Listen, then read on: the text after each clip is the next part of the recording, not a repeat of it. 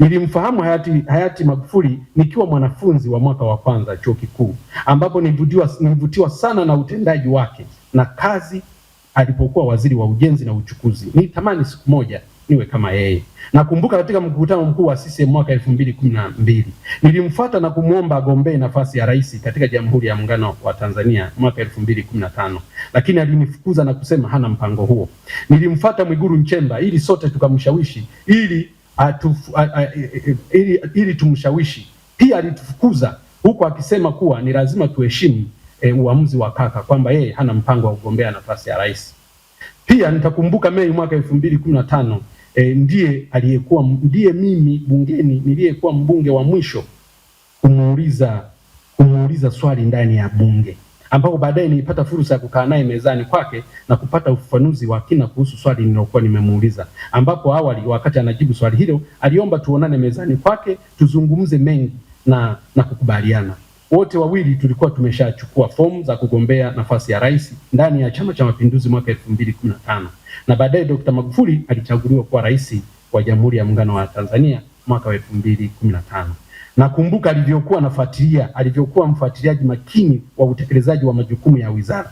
Nilipokuwa naibu waziri wa nchi ofisi ya makamu wa rais muungano na mazingira, na nilipokuwa waziri wa mifugo,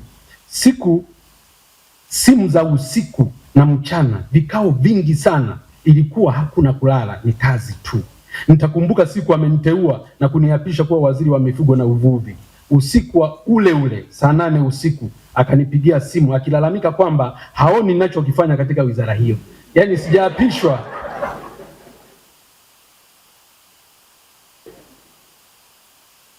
Nilistaajabu sana. Nilikuwa bado hata sijaripoti wizara, na hata wakati mwingine nilikuwa sijui wizara ya mifugo na uvuvi iko wapi.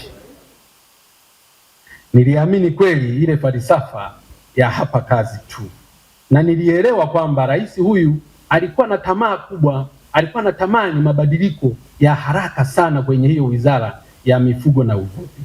Nilijipanga kufanya kazi ya wizara mimi na wenzangu, wakati mwingine tulikaa ofisini mpaka hadi saa 7 usiku ili kuweza kukizi matakwa na mahitaji ya kiongozi wetu wa juu, Rais Dr. John Pombe Joseph Magufuli. Baadaye tukaanza kumsikia na tusifia hadharani, ikiwemo kutetea msimamo wa kupima samaki kwa rura, na kwamba aliamua baada ya sisi kufanya kazi usiku na mchana. Baada ya muda mfupi tukaanza kumsikia akitusifia hadharani kwenye majukwaa mbalimbali, ikiwemo na kutetea msimamo wa kupima samaki kwa rura, na kwamba aliamua, na siku moja akawaambia wananchi kwamba aliamua kutafuta waziri ambaye atakuwa na kichaa kama yeye, akampata Ruhaga Mpina. Mimi niliambatana naye kwenye ziara ndani na nje ya nchi. Tulienda Afrika Kusini, Zimbabwe, Namibia na kushuhudia talanta kubwa aliyopewa na Mwenyezi Mungu. Na ukweli ni kwamba ndio ilikuwa safari hiyo tu ya nje kubwa, ilikuwa ni hiyo. Safari zingine zilikuwa ni za Afrika Mashariki. Ile safari ya nje ndio hiyo tu ya Afrika, aliyoenda Afrika Kusini, akaenda Zimbabwe, akaenda Namibia. Na mimi bahati nzuri siku hiyo nilikuwa nimefuatana naye. Kwa hiyo niliendelea kuona namna ambavyo tulikuwa tunajaribu hata kukutana na viongozi marais wa huko pamoja na marais wa staff na watu wengine wakubwa duniani kwenye vikao vile. Ndio unaelewa kwamba huyu kiongozi alikuwa na kipaji kikubwa sana. Mimi binafsi nilipopata taarifa za kifo cha Rais Magufuli nililia sana, tena kwa sauti kama mtoto mdogo. Niliona dunia imebadilika. Nilipata mkanganyiko wa kifikra na upweke uliopitiliza, nisijue la kufanya.